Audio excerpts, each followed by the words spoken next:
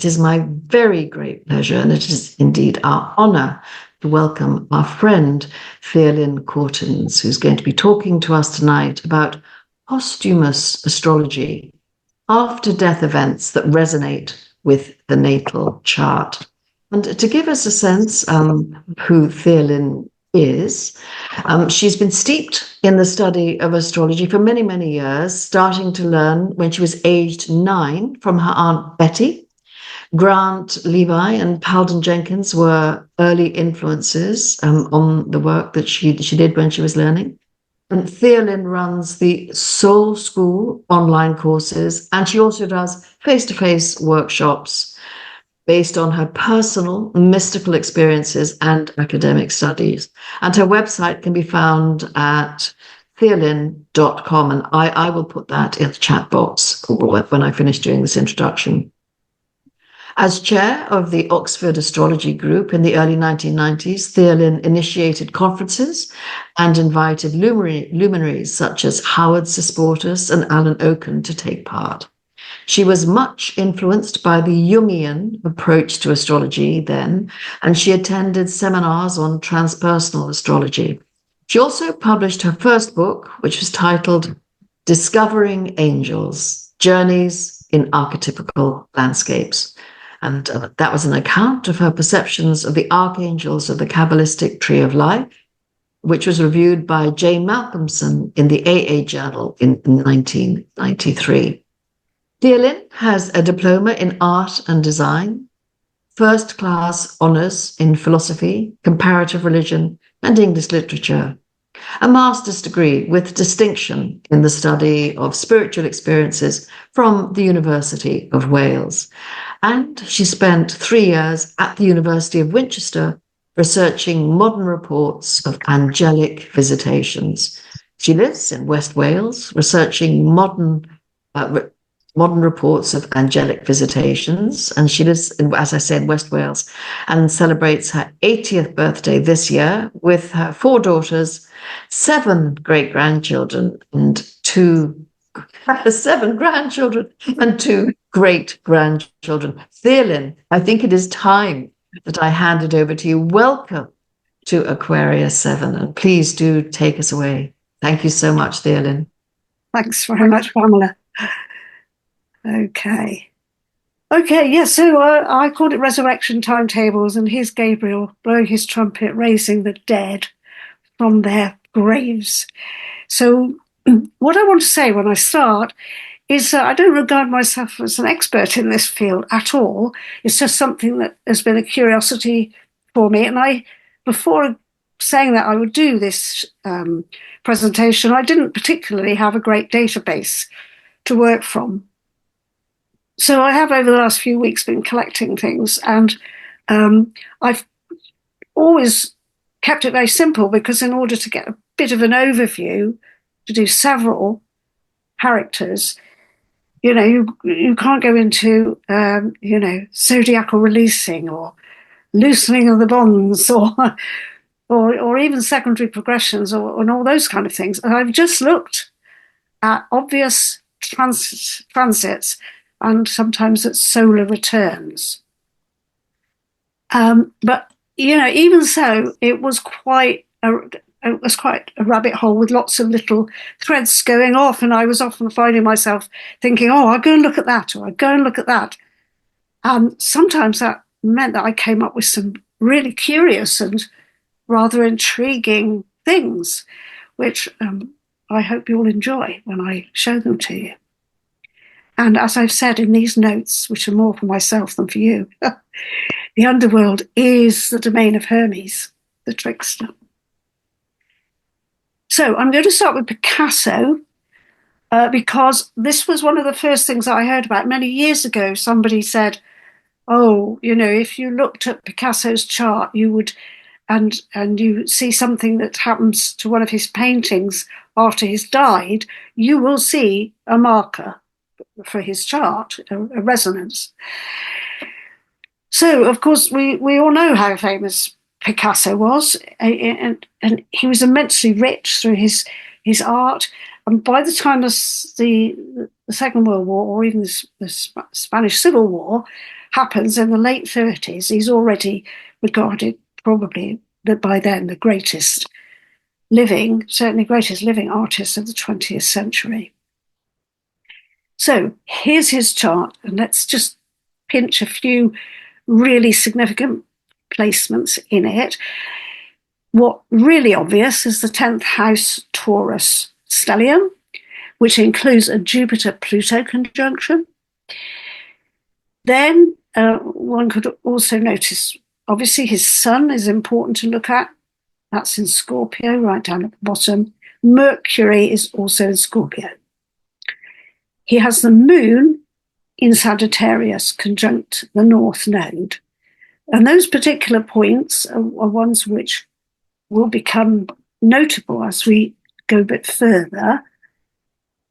So in 1937, 26th of April, and we have the time roughly 4:30 in the afternoon, the Germans bombed a Spanish village, or a small market town perhaps it was, called Guernica.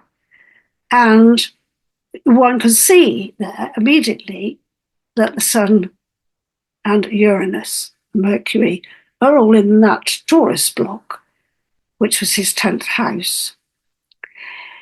You could also notice that the Sagittarius stuff is being triggered because there's Mars down there in early Sag.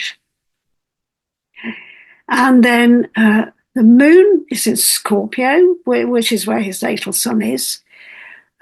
It's at 17 degrees, actually, a bit further on from his sun. The Pluto, which is in late Cancer, is making a sextile to the Pluto-Jupiter.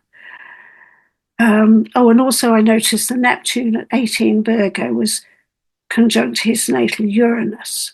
So there's a whole load of stuff happening. I mean, obviously he's a Spaniard anyway, so they're all going to be feel this huge tragedy. But the actual event clearly fires him up immensely, and he goes very quickly into painting an enormous picture for which he is incredibly famous. This is a photograph of a war based on the painting, because I wasn't sure about the copyright of the actual painting. So that happened in April, and certainly by the middle of the year, maybe not as early as May, but it was exhibited really quickly in Paris. So it was making its impact on everybody in a very short space of time. And throughout the years, it became incredibly famous as a protest against war, because it demonstrates this violent upheaval. And some people said that Guernica is to painting as Beethoven's Ninth Symphony is to music. So then, in 1974, in February, at the Museum of Modern Art in New York, somebody comes along, it's actually another artist, and sprays paint on it. And have a look at the moon, which is in late Taurus. We don't have the time for this. So, but I'm inclined to think that it is to do with the moon. And it's got to be in the daytime at some point. So I strongly suspect the moon is in Taurus, and late Taurus as well, which is where his Pluto-Jupiter conjunction is. Do you remember that stellium? Furthermore, Pluto is at 6 degrees of Libra. And Picasso's Venus, which you could say might represent him as an artist, it was at 4 degrees of Libra.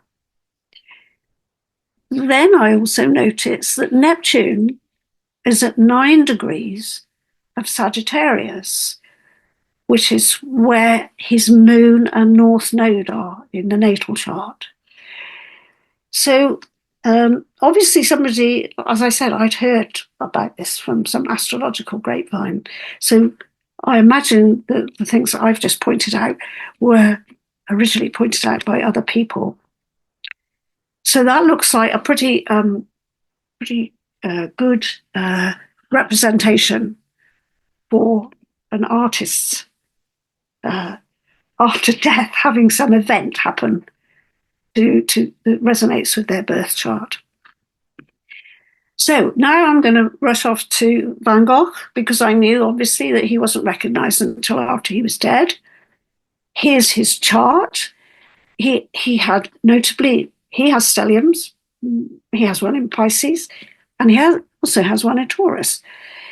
Notably, as most people probably know, he was an Aries.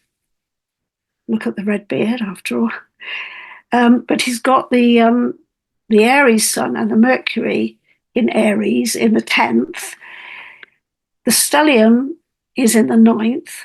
Oh, I think I should have mentioned earlier that all these charts are whole house charts, whole sign charts. So the 9th house is where the Pisces stellium is, and the MC is there as well. And then in the Taurus, we've got Pluto, Uranus, and Saturn. And it's not a comfortable chart. I mean, we all know the story. And we've got the Sagittarius stuff over here with the Jupiter and the Moon in Sag in the 6th house. So we all kind of know about the tragedy, and you can see in this chart that this, might lead to a lot of mental distress as well, and also perhaps bipolar as well. But we're not here to do psychological charts. We want to look at what happens afterwards. So what did I look for? Well, I thought it might be interesting to see some of these occasions when his paintings were sold for an enormous amount of money.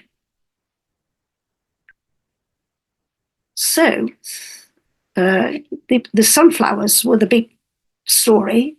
He painted lots of them. Painted some in Paris, and then he painted some in Arles. And apparently he had a quarrel with Gauguin, who said, I gave you 2 of my paintings. I want a sunflower. And he said, well, you can have yours back. Anyway, there were several sunflower paintings under his bed, I read, when Theo went there to collect his belongings after he died. So there was an auction in London on the 30th of March, 1987. Interesting, this is his birthday. Did the auction house plan it that way? Well, it's really interesting chart, because not only is his birthday and therefore solar return, but there's an eclipse, a solar eclipse on the day, because there's the moon up there. And expanding and bringing the money in, there's Jupiter right next to the sun. How grand is that? It really kind of quite knocked me back when I saw that chart. They couldn't have planned it better if they'd chosen an elected chart for this sale. So, the Jupiter's in Aries, conjuncting the sun. And that, of course, this is a noon chart. But as it happens, if you made a solar return chart for Vincent, that is still where the sun would be. So it kind of matches his birth chart in its presentation of the houses and the midheaven and the ascendant. And Venus, where did I find it? Where's Venus from? So Venus is at 2 degrees of Pisces in this chart, and Mercury is at 11 degrees, and the MC is at 21. So all of those are echoing his Pisces stellium. And Pluto is making a trine to them. So if you even think about Venus being related to money, which some people do, and Pluto to wealth, again, you've got this resonance of large amounts of money and art because of the Venus, which of course is exalted there in Pisces. So this particular chart really did knock me out. I kind of took my breath away.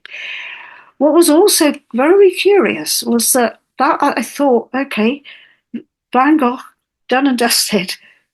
And on Friday, when I'd been dealing with all this, I went into the kitchen, heard the news, and they were talking about the sunflower paintings having been attacked. I don't know whether anybody else heard that, but the story goes that the sunflower paintings were attacked in 2022. One of them was attacked it was just tomato soup poured over it. And the two young women were just for oil activists, and they said, we knew that it was protected by perspex and the tomato soup wouldn't hurt it. But they were accused of damaging the frame. We do have a rough, the time for that was given. So having thought I'd finish with Vincent, I thought, well, I've got to have a look at these, even though I was running short of time. So what I noticed on this one, let me look into it now. So Gemini, Mars, and so Mars for an attack, of course, Mars is at 23 degrees of Gemini, which opposes Vincent's natal Sagittarius moon and Jupiter. So that seemed to be significant to me. And also Taurus has got Uranus in it. Remember you saw stellium for him in Taurus? So there's Uranus, and also North Node is conjuncting the Uranus. So again, I thought, this feels like there's some resonances with his natal chart for this attack. And so then what had happened on the Friday, the 27th, was that it was attacked a second time. Or in fact, there were two paintings in the gallery that were attacked. And this was at 2:30 in the afternoon. And this was what I'd heard on the radio, evening news. And the reason for the second attack was that the first attackers had just been given jail sentences, which were deemed to be rather severe, considering. So what happens in this chart? There are some resonances. The Sun and Mercury, which are trined by Uranus in Taurus, and the Sun and Mercury are opposing Vincent's natal Sun. And what else did I notice? Well, the Mars in this one, if you think of Mars as being indicating of the attack, the Mars is in Cancer, which is actually Vincent's first house. It's his ascendant. The Saturn in this chart has moved on from where it was 2 years previously, of course. The Saturn is in Pisces at 14 degrees, which, if you remember, there's a natal stellium for Vincent. So again, I thought, okay, we seem to have nailed a few resonances here with Vincent's birth chart, certainly for the sale, that was immense, and also for these sunflower painting attacks. So then what I wanted to look at, so I wanted to include somebody else, was the poet Gerard Manley Hopkins, because I knew that his poetry wasn't published till 30 years after his death. So that sounded to me like something Saturnine going on there. So he's born in 1844, and we do have a timed birth. He's got a whole load of stuff in Leo in the first house, including his Sun and a Leo ascendant. And he's got a stellium up here in Aries in the 9th. The sun is opposed by Saturn. He has Venus in the 12th in Cancer, if you think that the Venus might be something to do with the poetry, possibly. Now, the thing is, I don't know how much you know about him, but he became a priest, and he had terrible inner dilemmas about the fact that he was naturally a poet. Now, one of the things I thought about this was I was quite surprised there was so much fire in it. But actually, when you read the poetry, you can feel it. It's quite transcendental. But he does look he looks quite languid there and severe in that photograph. But there is a Saturn opposition to the sun. So anyway, he was not Cambridge, Oxford. He was at Oxford with Robert Bridges, and they were both devout Christians, and they were great friends. There's only a few months between their birthdays. And Bridges was originally trained in medicine, but had to give it up because of his health issues. And he also became a poet. And he became the poet laureate from 1913 to 1930. But he was not known as a poet himself until after his friend had died. So it's when Bridges becomes poet laureate, 1913, he's got a certain amount of clout, kudos, that he can address the poetry that he has got as a legacy from Manley Hopkins. Again, we haven't really got time to look at things like, the relationship between the two of them. It's not really what I was looking for. But there are some things across their charts. What I was interested by was that they both got a Saturn problem with their sun. It was Manley Hopkins had the sun opposite Saturn, and Bridges has the sun square Saturn. So there seems to be some limitation for both of them on their physical vitality, perhaps, but also on the slow development of what makes them both poets eventually and recognized as such. So this is a noonday chart for when Hopkins died, which was in June 1889. So he's well past a Saturn return at that point. He's in his 40s, isn't he? And I didn't go into this too deeply for his death, but what was notable was that his Saturn there is at 15 degrees of Leo, which touches that Leo stellium that we were looking at. But what I did look at was the solar return for when his first collected poems were published in 1918. So this is a solar return based on Manley Hopkins' birth chart. And the Saturn is at 16 degrees of Leo. So there's a Saturn return on the there's a Saturn return for him at the point when these books are published. You can see there's the solar return here, the sun, and there's Neptune on it, interestingly. So I thought that there was an indicator with this chart that that there was something ready and waiting, and that Saturn perhaps is a marker that can turn up the old bones, so to speak.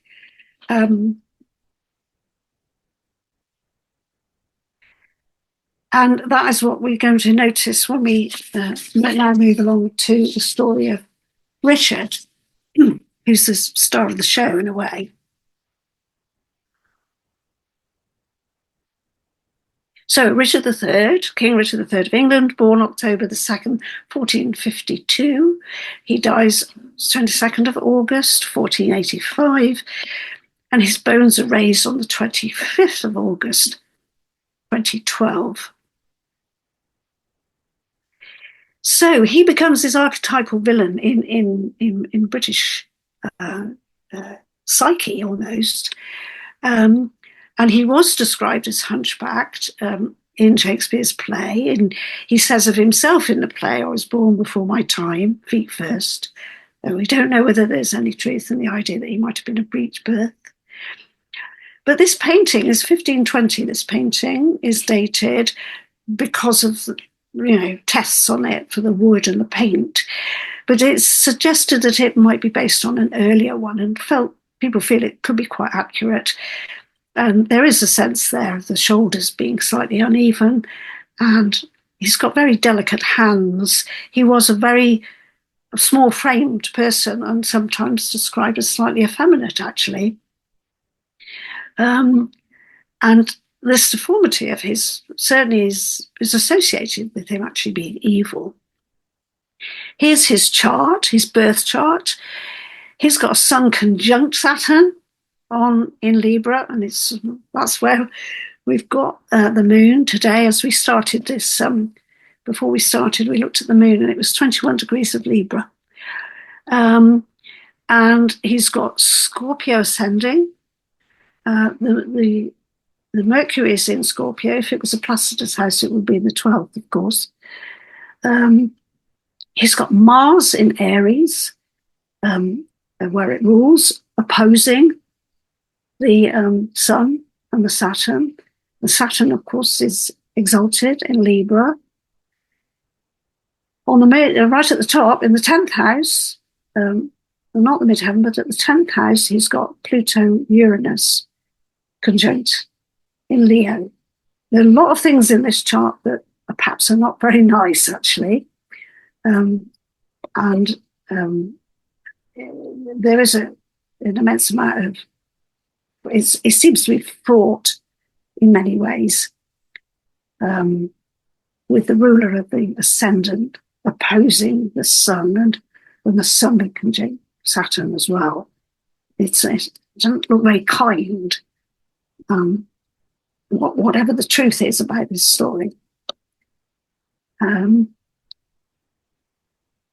So the story is that his brother Edward IV has been fairly successful in ruling. His brother is tall and blonde and handsome, and generally there's a story going around that he might not even be who his mother claimed him to be, so there might be a bit of an issue there.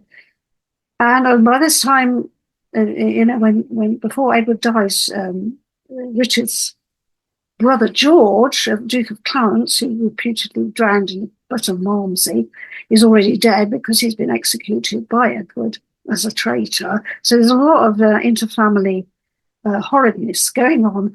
At that time, Richard is up in the north of England, where he's really apparently highly regarded by the people who know him and the locals as a fair and just ruler in the north.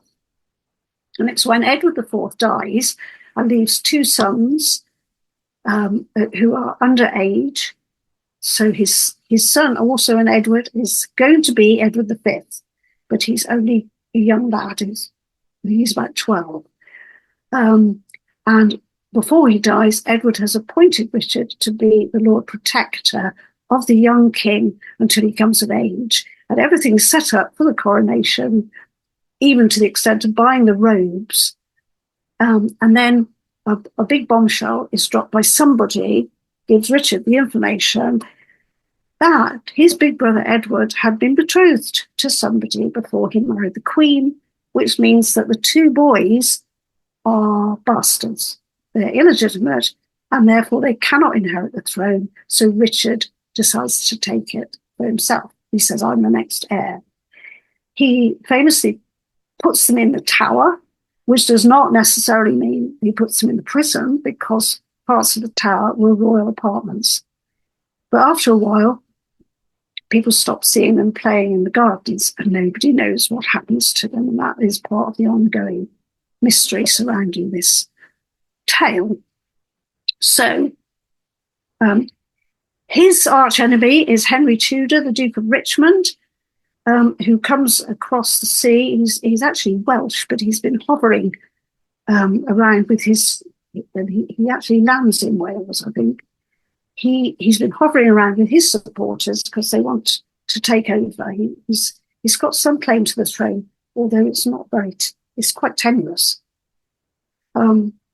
So Henry Tudor is the Duke of Richmond. So he comes over, and they're going to have a fight. And I found in my searches the Ballad of Bosworth Field, which was written just a few years after, in the 1490s. And what out of the 164 verses, which describe the battle in great detail, the comings and goings of the supporters and the betrayers, and all this stuff, 164 verses. But I found this verse, which says, "Anon the lark began to sing," which tells us that the battle started very early. And when I got in touch with Philippa Langley, she said, yes, the battle was over by 10 o'clock in the morning. And Richard obviously had good followers, and he thought he was okay. He was betrayed by some of his supporters, but he refused to escape. He died bravely. He was only 32 years old. His body was badly abused, and then his naked body was exhibited for 3 days, I think they said, just to show everybody, your old king's no longer viable. And there was a full moon at the time and a lunar eclipse. And there had been a solar eclipse in the March when his wife had died. On this day of the solar eclipse, his wife Anne had already died. And the previous year, the son had died, the son who had been inaugurated as the Prince of Wales. So by the time Richard comes to die, things are really stacking up in his late 20s, early 30s. So if he's dead by 10 a.m., this is the chart for his death, and the ascendant is right on his Saturn, right? The Saturn is in late Scorpio, which is conjunct the natal Venus. And the Venus, of course, rules the Libra chart, Richard's chart. Pluto is in Libra, right on the natal sun. And the Chiron is in Aries, and that is right on the natal Mars. So this looks like somebody's not going to survive a battle on that day, are they? Okay. So a little bit further down the line, Thomas More, who's only about 8 years old when this happens, writes a history of Richard III. Now, nobody knows exactly when he was writing it, but the dates that I came across were that it was written between 1512 and 1519. It wasn't published until after Thomas More died. And it's really a really key factor in what people think about Richard III. And I haven't set up his natal chart here, but I will tell you that Mars is at 28 degrees of Libra. So it was conjunct Richard's natal Saturn. So after Thomas More, no, that's right, I did a solar return. No, it's not a solar return, it's an event chart. And just because I kept playing with things, I thought, right, let me try 1512. That was one of the dates they were giving. So I thought, well, I don't even know what time of year, let me do the 1st of January. And lo and behold, I find there's a Libra contact. There's a North Node in 23 of Libra. And there's Uranus at 10 degrees of Aries, which matches Richard's natal Mars. And Saturn is at 1 degree of Scorpio, which is Richard's natal Mercury. So, I mean, I've got no proof that this chart can be taken definitively as when Thomas More started to write that book. But I just put that in the mix. And then, of course, this book is hugely influential because Shakespeare uses it. And he's this magpie who picks up bits of history here and there. Basically, he doesn't really care whether it's true or false. And of course, we must also remember that Shakespeare is writing this play, The Tragedy of Richard III. What does he call it? History. I'll tell you in a minute. Because he's writing it under the Tudor regime. So he really can't portray Richard III as a goody anyway. But he does definitely use Thomas More's. Yes, he calls it a tragedy. And it's this kind of Shakespearean villain, pantomime villain. Now, I haven't, I was getting a bit overwhelmed with charts by then, so I haven't hunted around for charts about the time it was written. And we don't seem to have a date of when it was first actually performed either. So I kind of abandoned that diversion from my Alice in Wonderland adventures down the rabbit hole. But one of the interesting things that I came across in my search was that, because one of the puzzles about the Richard thing is that how everything has been dumped on this man as being this really evil person, and he's going to be personified as evil.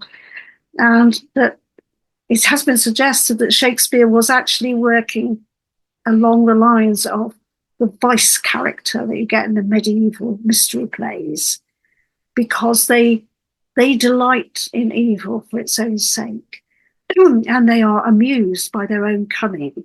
And this is definitely something that Shakespeare does with the Richard character. And he takes the audience into his confidence, like Vice does. There's many speeches of Richard were directed directly to the audience. Now I'm going to do this. Watch me do. Just watch me. So he's exulting in what he's doing. And he's also extremely resourceful. I'm going to do that. I'm going to do this. Which did make me think of Mercury and Scorpio a bit, actually. And at about the same time, Marlowe's play, Dr. Faustus, was doing the rounds. And that, of course, has got the devil in it. And, one wonders whether Shakespeare wanted to outdo Marlowe in a way. But as it happens, Richard III is a much more popular play nowadays than Faustus. And one of the key scenes, of course, is when Richard sends the murderers off to kill the princes in the tower. And he says, darest thou to kill a friend of mine? And Tyrrell says, I, my lord, I'd rather kill 2 enemies. And Richard said, why, there thou hast it, 2 deep enemies. Foes to my rest and my sweet sleep's disturbers are they that I would have thee deal upon. Tyrrell, I mean those bastards in the tower. Now, Tyrrell is a name that he gets from Thomas More. Thomas More actually identifies people that he's heard stories, secondhand stories from people that he feels are trustworthy. So that's how Shakespeare has got the name for this character.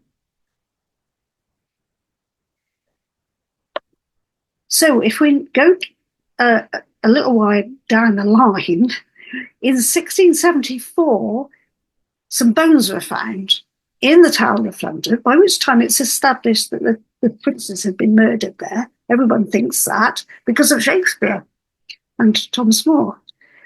And so when they find the bones of 2 young people, they assume that they are the princes, and they are placed in an urn in Westminster Abbey, where it says this are the bones of Edward V and Richard, who was the Duke of York, I think. And that is where they still are right now. So what was happening here was that his a Saturn and Mars conjunction in late Aries, which is opposite Richard's Saturn in late Libra. Also, I noticed that Jupiter was at 8 Scorpio, which is pretty close to Richard's Mercury. But I did, when something's dug up and it's ancestral and things like that, I often think we look at the moon and we also look at the 4th house. And that's where the moon is in Capricorn. So from a kind of Jungian perspective, it's not a contact particularly with the Richard chart, but there's something there, with the North Node as well, something about the bones being moved from their resting place with a 4th house moon.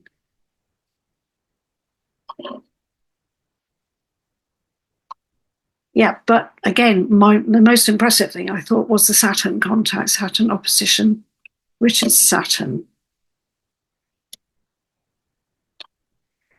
So in 1933, those bones in Westminster Abbey were exhumed.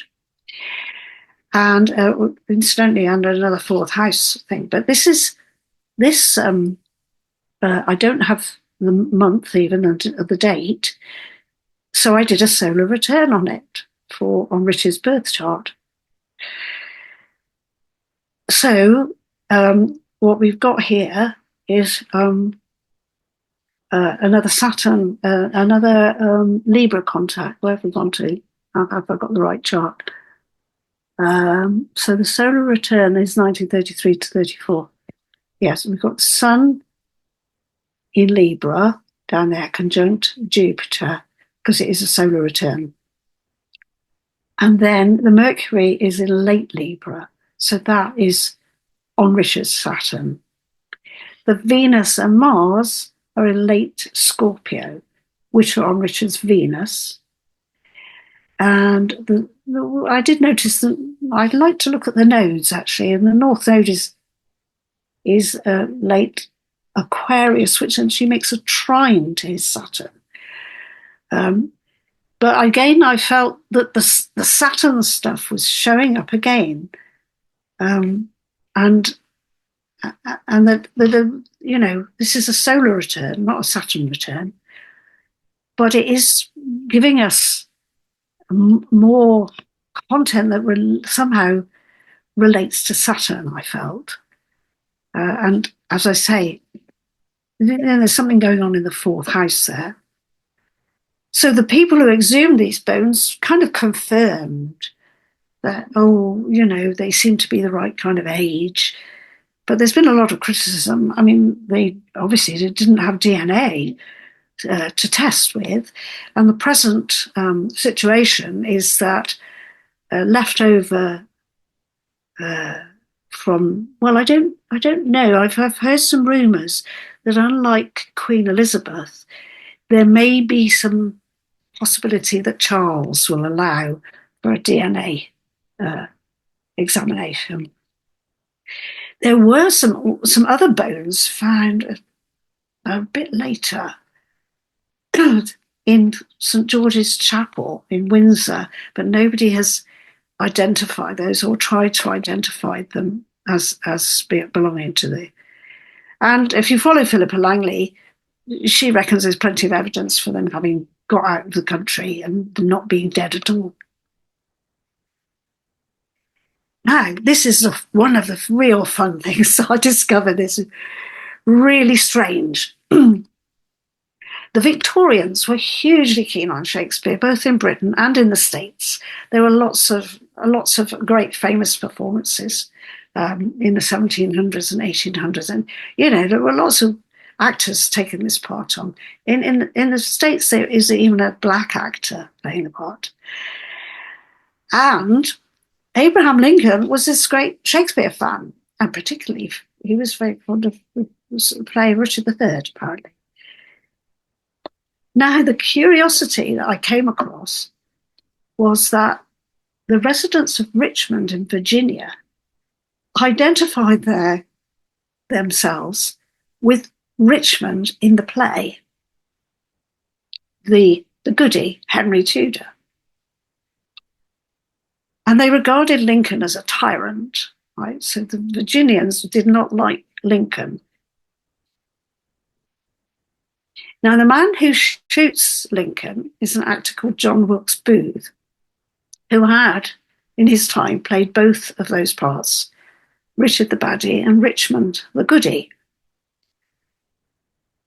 And he shot Lincoln 2 weeks after Lincoln had paid a visit to the town of Virginia, where he was not very welcome. And there are lines in the play which go like this: "A bard of Ireland told me once I should not live long after I saw Richmond." So there seems to be a subtext here that Wilkes Booth was almost trying to fulfill the prophecy that's in the play. Lincoln visits Richmond, and he does not live long after he saw Richmond because John Wilkes Booth shot him. And I was so intrigued when I found that. I thought, well, we've got to look at the Lincoln assassination chart, haven't we? And what have we got? Saturn at 27 degrees of Libra. And you don't need to say much more, really, about that. The North Node is at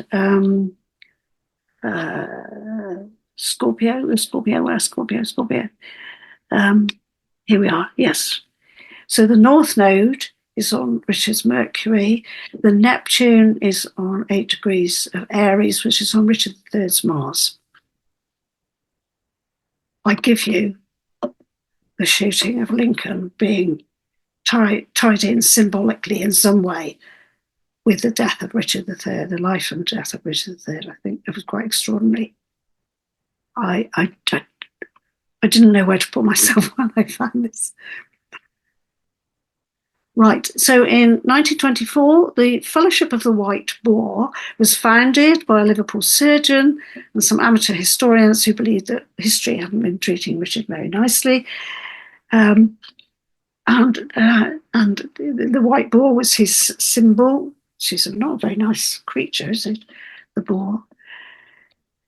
And Richard III's solar return for 1924 gives us, what was it? What did I find in this chart? I found, what interested me was that Jupiter, which rules the Pisces ascendant for this solar return chart, is in a very nice shiny position for a king, actually, because it's in the 10th house. And Jupiter gets a sextile from the sun, which is a symbol of kingship, although the sun is hidden, perhaps maligned, you might say, in the 8th house. Saturn is very early in Scorpio, but actually Saturn was still in late Libra until the 24th of September that year. We don't know what month. I did ask Philippa Langley. I don't know what month that fellowship was formed, but Saturn was still in late Libra until the 24th of September. So again, a Saturn return for Richard III.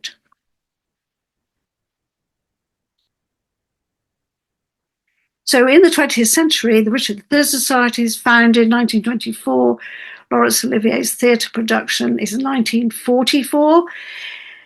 Apparently, when Laurence Olivier played the part, he wouldn't allow his friends to come into the dressing room, which was unusual for him, and because he had quite a problem himself. I didn't see anything particular in his chart, but he did find it difficult to play somebody so overtly nasty. And then this book, The Daughter of Time, which I recommend, is a really good read. It's a mystery about a man, a policeman in hospital, and somebody gives him some portraits from the portrait gallery, and he starts trying to work out their stories, and one of them, of course, is the picture of Richard. And then there's a big biography in 1955, and Laurence Olivier made a movie of his performance in 1955. Okay, so I just re-quoted on this screen this Vice, the stuff about Vice, which I showed you earlier, and because Olivier really plays into all of that. And another thing about Richard Olivier's performance is he brings out the charisma of it, which was quite fascinating to me as a teenager, I have to say. I won't go into that. So between 1944 and 1955, Pluto was in early Leo, which was a Pluto return for Richard's chart. Neptune was just beginning to move through Libra, which was a Libra return.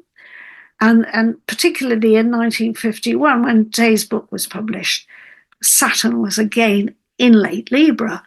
So we had another Saturn return. So now we jumped right to the almost present time. There was an exhumation shot when those bones were dug up. They could see that there was scoliosis in the spine. So the stories of the hunchback were actually true. It's a deformity. It's not exactly a hunchback, but it's a deformity of the spine. So, sorry, I've jumped forward a bit.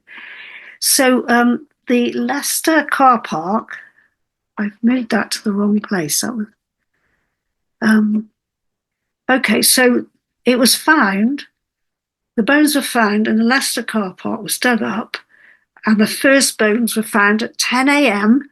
on the 25th of August, 2012. So that's 3 days after the marker for his death, which was the 22nd of August.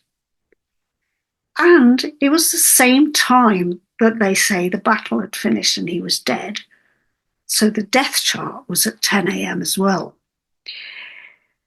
So we have the same configuration here because we've got the same time of day and only 3 days difference at the time of year.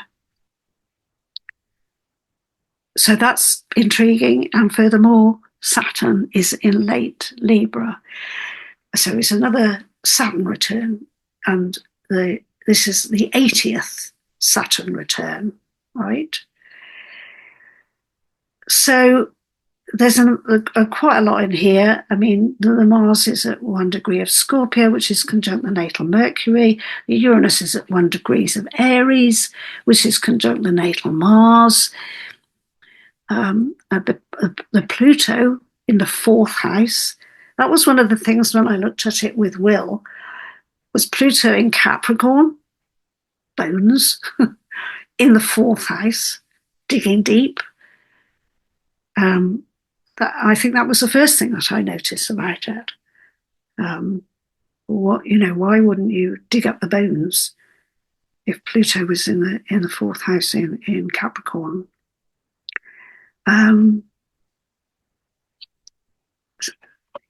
So the echoes for this chart of his birth and his death are really significant and notable, I think. And that's Philippa.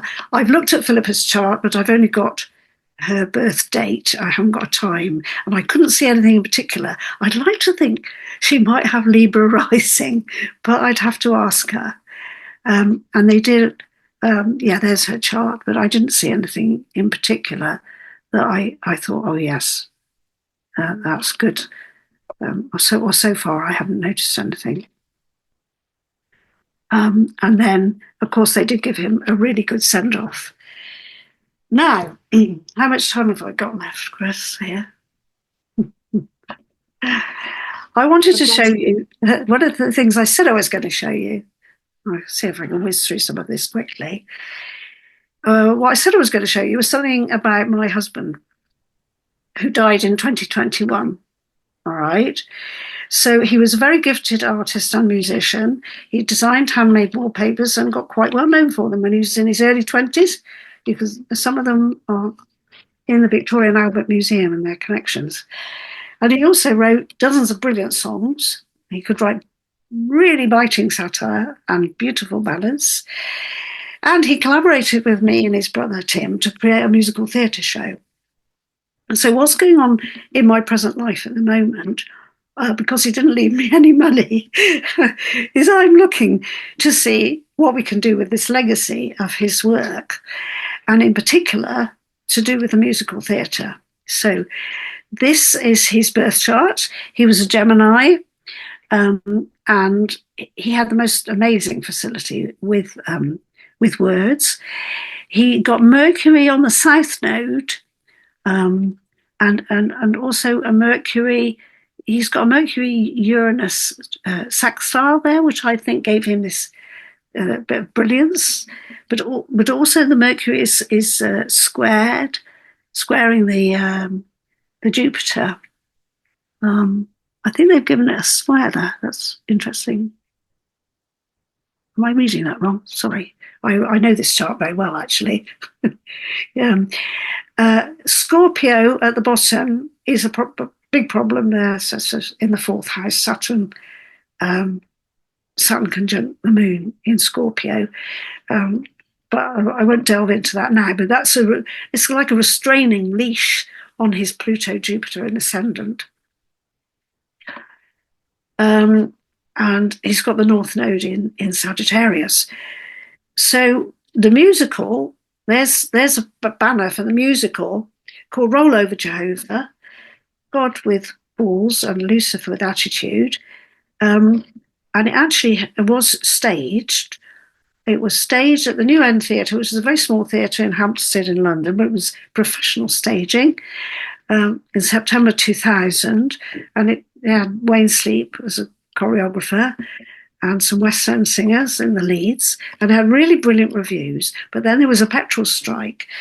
And so from a financial point of view, it was a flop. And the producer lost his investment.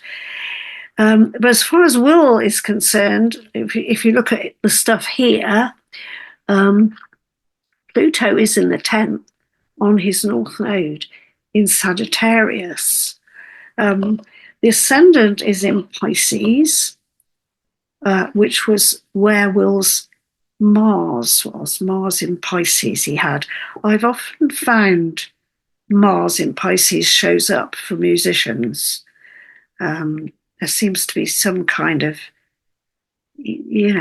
way of almost channeling music. The Jupiter and Saturn at the bottom in Gemini is conjunct his natal Mercury. And that was it was a really amazing event for him. He's not the only writer. My brother-in-law Tim and myself are totally wrapped up. We're co-authors, but it couldn't have happened without Will's music. So there does seem as though there were some limitations from the Saturn. There's a square, a certain opposition going across from the an opposition. Oh, sorry, gone ahead. Anyway, to try and keep the story short, we are attempting to relaunch this show. And I looked at various charts coming up the line. In November, we had an opportunity to do what's called a pitching day, which would then allow us to go to a big showcase in May next year. And interestingly, we had a couple of things happening with the timing of it. Once it was booked in for 12:30, and then it was booked in for 11 in the morning. So I compared the charts there, and there's some Jupiter and Gemini stuff going on. But what concerns me is that the Sun on November the 18th is on his moon Saturn, which was one of the restraints we always felt. He felt that as well. So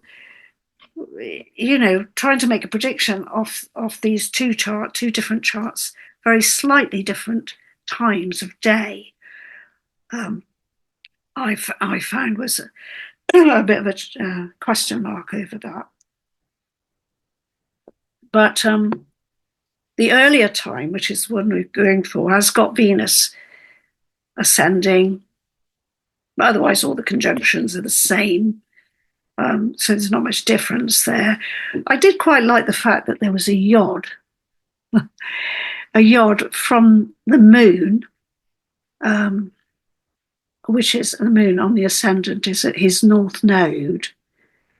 And from Pluto, there's a sextile to Pluto from that ascendant, and they make a yod over to the Venus and the Mercury.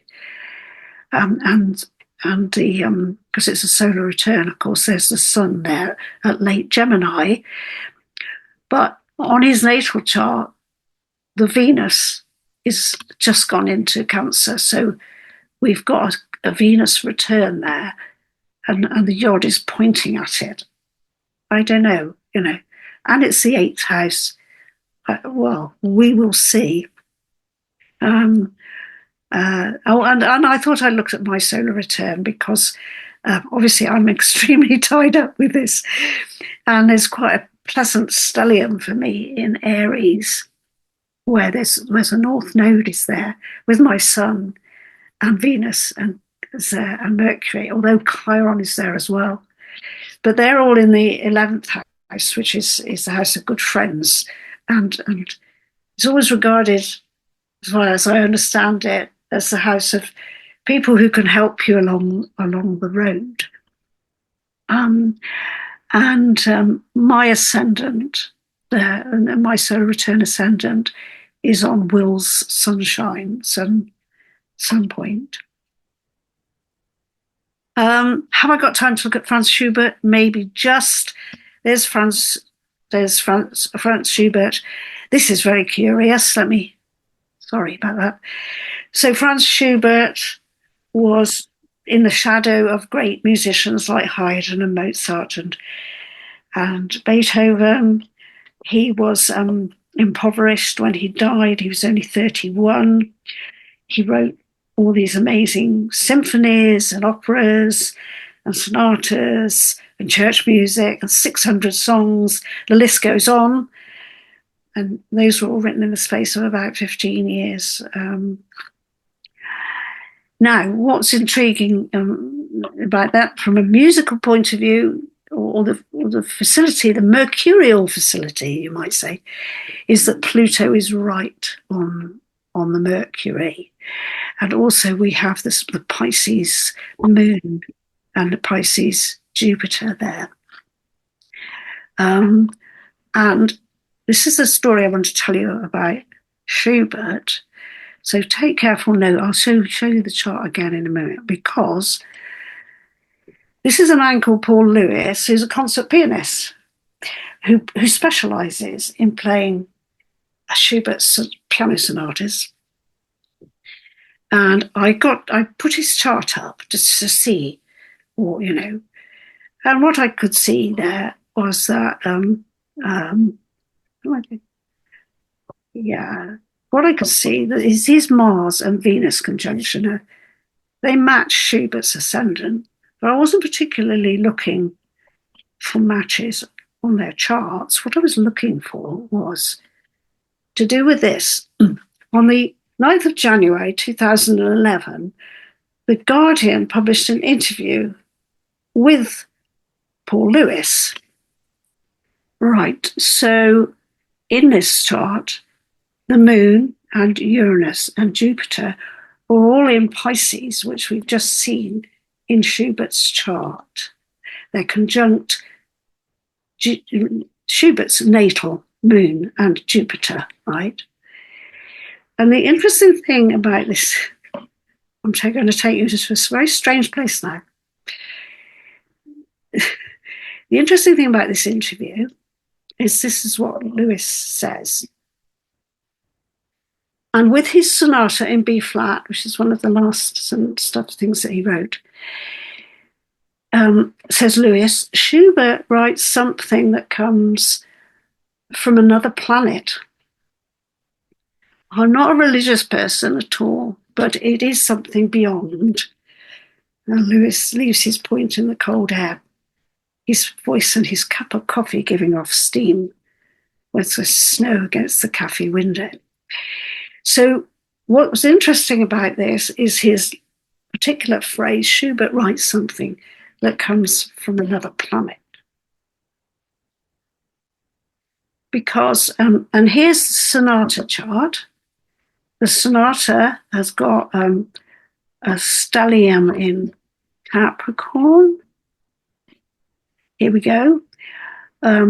Including Uranus, which is all on Schubert's Venus.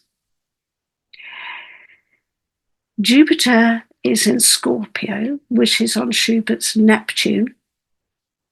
I want you to take careful note of these 4 planets. Right.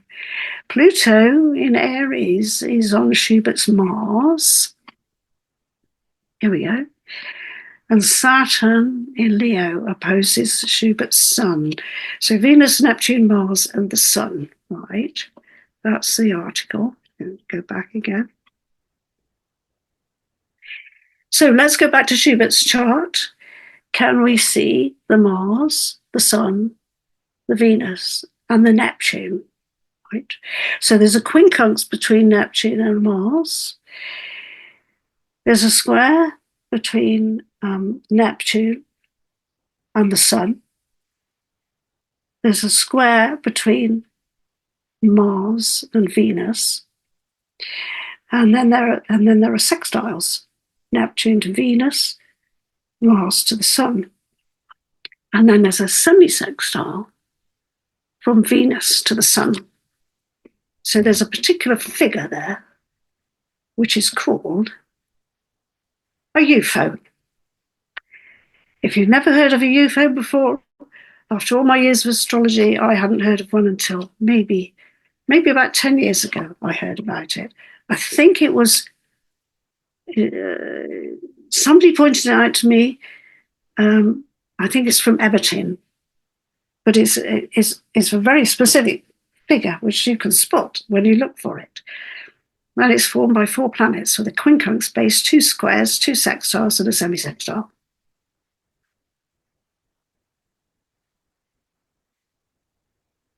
Right, so if we go back to Schubert's chart, and you look again, you can see it there. You can see the quincunx, the nice green. This is quite a nicely drawn chart, this one I managed to find. Okay, so there's the green, and there's the lid of there's the base of the UFO, and there's the lid of the UFO. Okay, so there's just a matter of fun. I looked for a UFO and see if there was one in the Guardian article chart. Not quite, because there is a quincunx across from Venus, no, sorry, I'm tripping over myself now with my excitement. There is a quincunx from the Moon to Neptune. And then you can see there are squares. There's a square from Saturn to over to the Mars, and then there's a square from Moon to the Mercury. But we don't have another sextile, although we can make a semi-sextile between Mercury and Mars. So it's not quite there, not quite. But this UFO thing has definitely intrigued me for a while.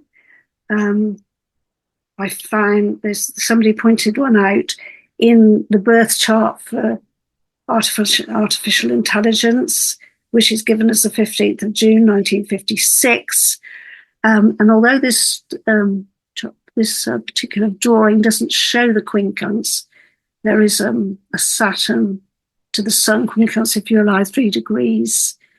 And then you can pick up the you can pick up the square, the 2 squares, and the 2 sextiles, and the semi-sextile from Pluto to the Moon. If anybody wants to go over these, or and they're waiting for the replay, I'm happy to send out a PDF of all my material from this presentation.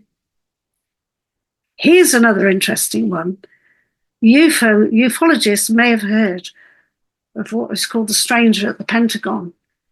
There was a man or a person who landed, apparently, on the 17th of March, 1957,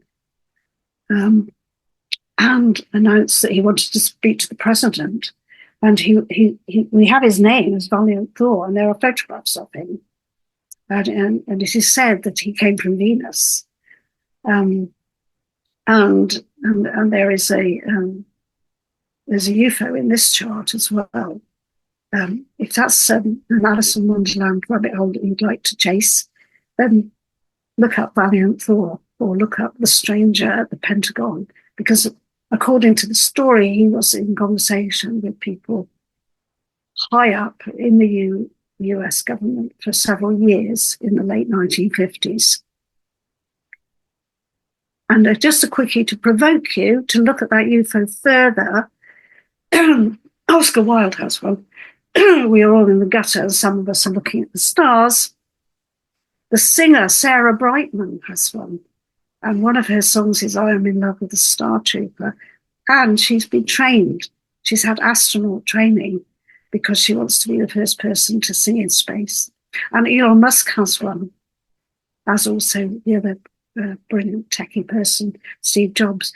So if you want to chase UFOs, I send you my best wishes. And I'll just close by saying there are more things in heaven and earth. Thank you very much.